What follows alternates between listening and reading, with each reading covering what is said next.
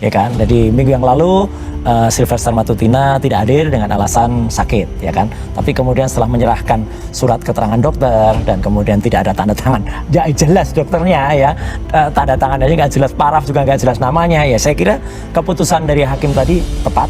Dan kalau tadi saya jawab ini harus sudah masuk gitu loh, bahkan sebelum dia mengajukan PK saja, kalau kita lihat kan sudah sejak akhir bulan yang lalu ya gitu, sejak tanggal 30 Juli itu ketika saya membongkar pertama kali ini, kalau dilihat ini di ruang sebelah gitu. Iya, di Kompas TV di Buara waktu itu kan. Itu Bang Roy pertama kali. Eksklusif itu.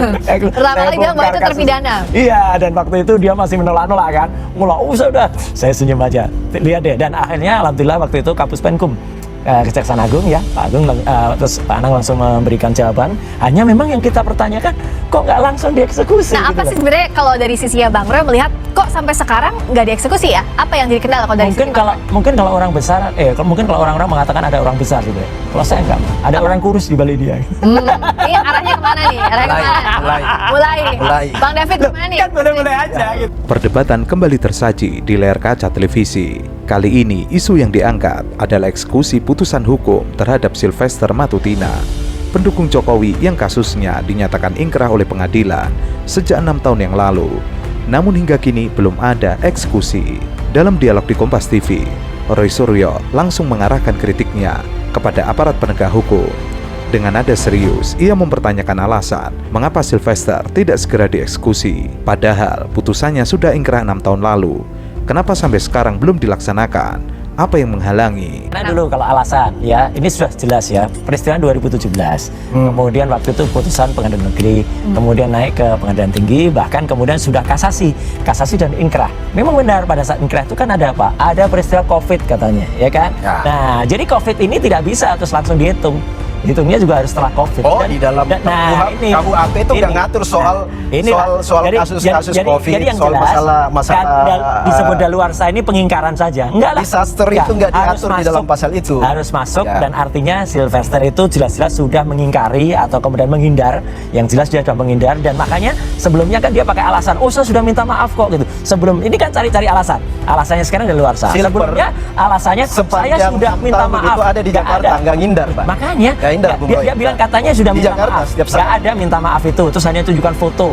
Nggak ada foto itu, tidak menunjukkan apa-apa. Kalau dia minta maaf sebelum putusan, bagaimana itu kasus clear kan? Tuntutan Bung Roy ke Jokowi berdasarkan foto, lalu kemudian sekarang foto itu nggak bisa menjadi itu ada. Jadi gini, ini lain. Yang jelas Sylvester sudah ingat, dan ini kata ketua Humas ya, artinya Kapus Penkum ya, Kepala Pusat Penerangan Hukum dari Kejaksaan Agung, itu harus masuk. Udah jelas, dan PK tidak menghalangi. Oke. Jadi sekarang saya Menanggapi hal itu, pendukung Jokowi pasang badan membela Sylvester. Ia yakin Sylvester adalah warga negara yang taat hukum. Kalau ada proses, ia akan mengikutinya. Jangan digiring-giring seolah ia menghindari. Namun pernyataan Andi justru memancing host acara untuk masuk dengan pertanyaan yang tak kalah menusuk. Kalau memang taat hukum, kenapa tidak menyerahkan diri? Bukankah itu bagian dari ketaatan? Pertanyaan itu membuat terdiam. Kamera menyorot wajahnya yang tampak berpikir keras mencari jawaban. Kalau pandangan saya, kenapa sampai hari ini kejaksaan atau pengadilan belum mengeksekusi? Karena pertama, para aparatur hukum ini sangat paham dengan isi KUHP. Isi KUHP pasal 84 itu jelas menegaskan soal daluarsanya satu kasus, ya.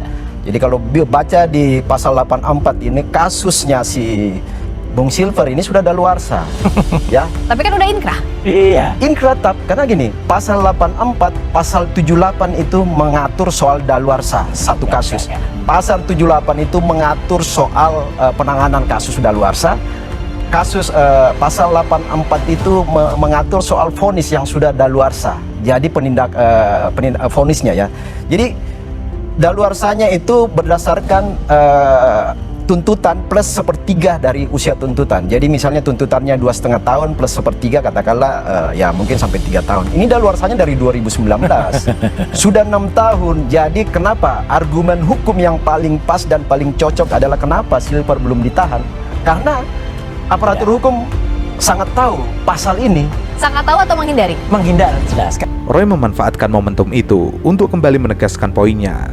Inilah yang dimaksud, jangan bicara taat hukum kalau faktanya eksekusi saja tidak dilaksanakan. publik jadi bertanya-tanya, ada apa di balik ini semua?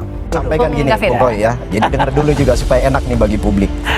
Pertama, si Silver ini sudah bertemu dengan Pak JK di kantor Wapres, ya. Nggak mengubah, Kantor nggak Wapres. mengubah Oke. sama sekali. Di situ disaksikan oleh fotonya ada. Saya sudah lihat juga Foto. fotonya. Oke, tunggu dulu. Foto itu penting ya. Jadi fotonya di situ ada saksi. Di foto ada Pak JK nggak? Mekeng. Di foto ada Pak JK nggak? Nggak ada kan? Tunggu dulu. Nggak Tunggu dulu. ada, di foto Tunggu itu dulu. nggak ada, Ada Bung saksi. David. Ada Pak Sofian Andi. Oke. Ada Pak Ketua Buruh kita ini. Muawiyah ini si Andi Gani. Andi Gani. Andi Gani. Nah, kemudian kami bersama Bung Silver ketika kampanye raksasa besar Jokowi di 2019 di Senayan itu Silver dengan JK itu sama-sama bareng salaman ketawa ke TV Ya, karena itu nggak ngubah. tidak, sudah ada proses perdamaian. Nggak Jadi gini, ngubah.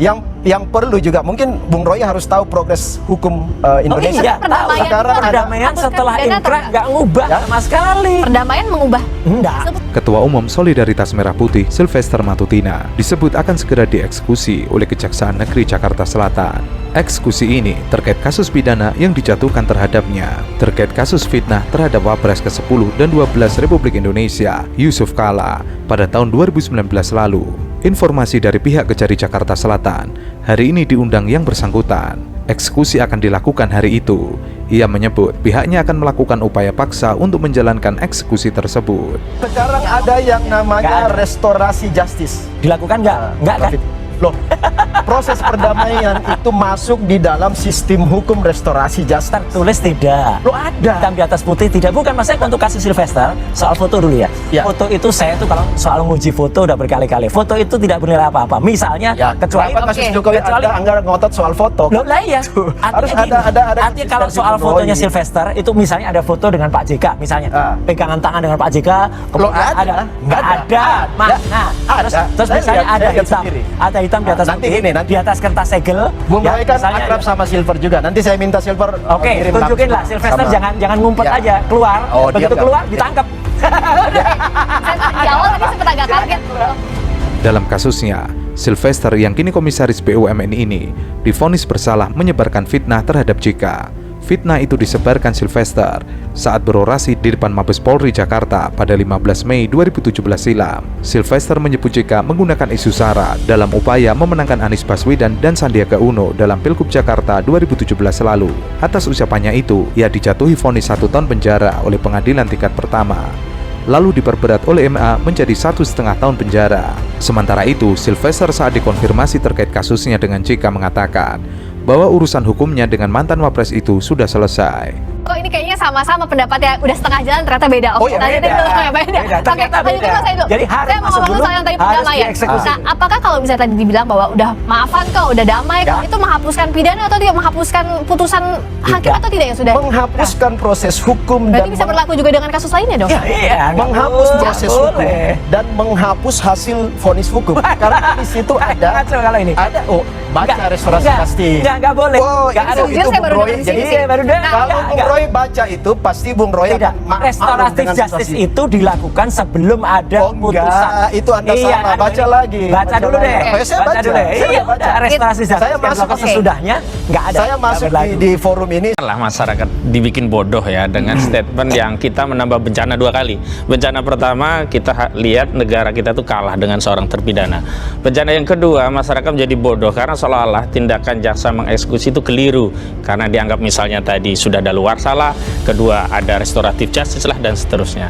Dan harus dibedakan namanya jurisprudensi dengan preseden. Kalau presidennya ada, iya, tapi belum sampai putusan, belum menjadi jurisprudensi. Jadi ada perbedaan nomenklatur antara preseden dan itu juga perlu dipertanyakan. Presidennya seperti apa, kasusnya seperti apa. Dan yang jelas kalau bicara tentang restoratif justice itu pra penuntutan kalau itu di jaksa. Kalau di polisi pra penyidikan. Tidak bisa kemudian ini sudah vonis, sudah inkrah, jaksa lalai. Nah, justru saya malah kasihan kepada negara kita. Hari ini seolah-olah kita harus melakukan redefinisi. tentang apa itu pengertian negara.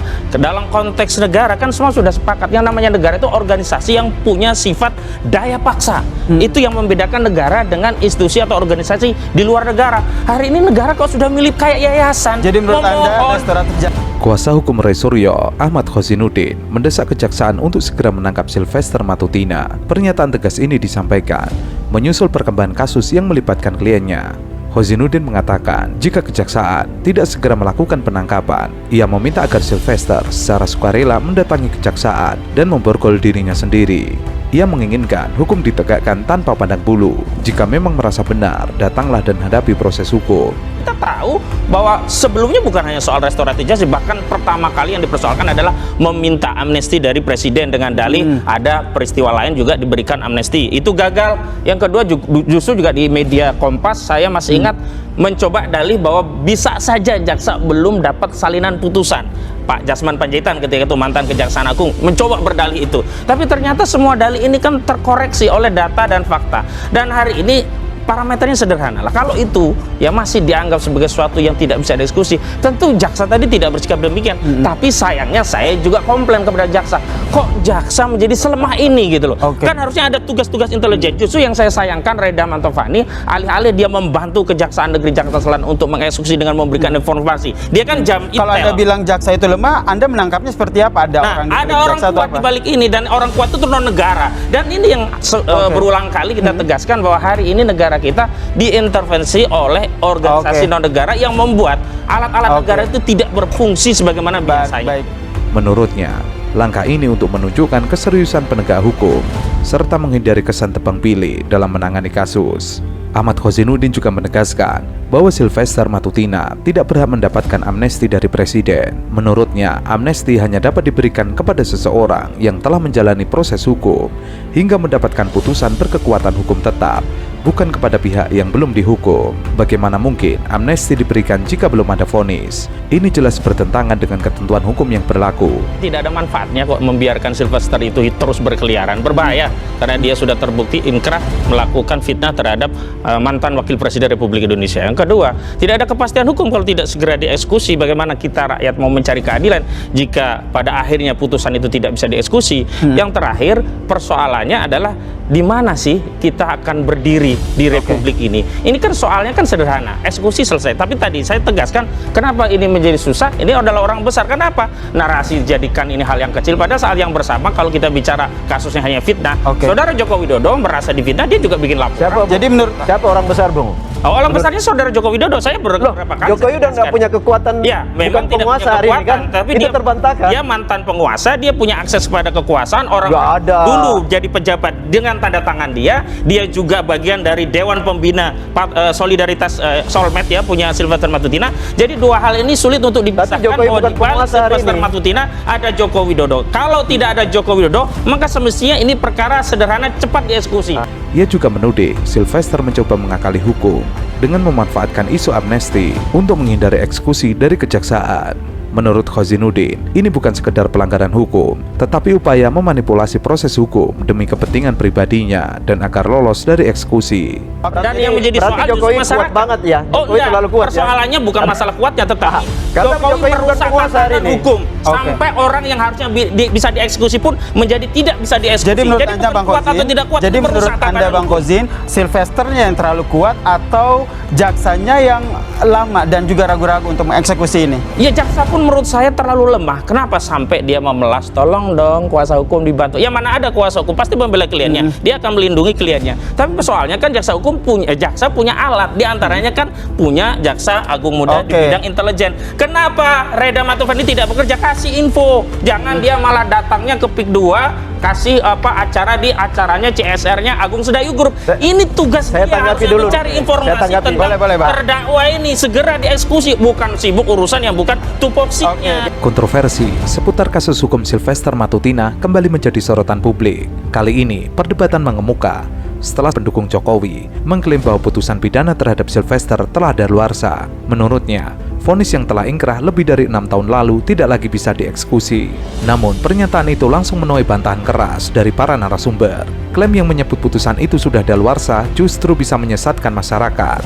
Bahkan ada mensrea menunda dengan menghindari putusan MK.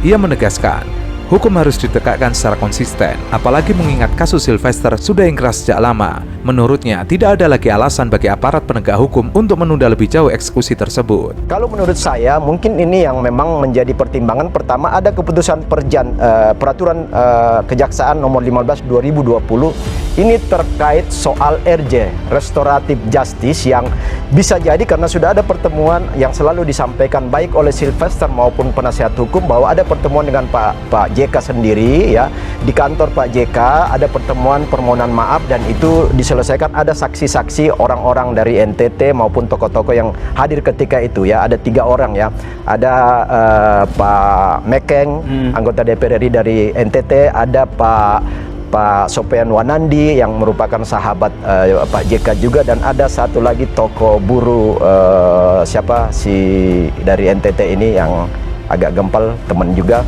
Nah, itu yang menjadi saksi. Nah, menurut Sylvester, kami sudah bertemu dan bermaaf-maafan. Nah, RJ ini adalah sebuah proses untuk menghilangkan proses hukum setelah ada permohonan maaf, ada penerimaan maaf, dan itu bagian dari membangun rekonsiliasi antara korban maupun dengan yang ditersangkakan. Hukum pidana jelas mengatur batas waktu daluarsa yang lebih panjang dari 6 tahun. Sylvester harus segera ditangkap demi menjunjung tinggi kepastian hukum. Jika dibiarkan berlarut-larut, ini justru akan menimbulkan presiden buruk, seolah hukum bisa dipermainkan oleh kepentingan politik tertentu. Eksekusi putusan pengadilan merupakan kewajiban negara. Jaksa sebagai eksekutor tidak boleh ragu mengambil langkah tegas. Reda Matovani itu juga punya kekeliruan karena dia selaku intel tidak segera memberikan informasi kepada jaksa eksekutor agar segera menangkap Sylvester. Kalau kata Bro Ahmad tadi bahwa ada orang besar, itu bagi saya itu pelecehan kepada institusi negara. Seolah-olah hukum bisa dikendalikan oleh seseorang di Republik ini. Itu pelecehan.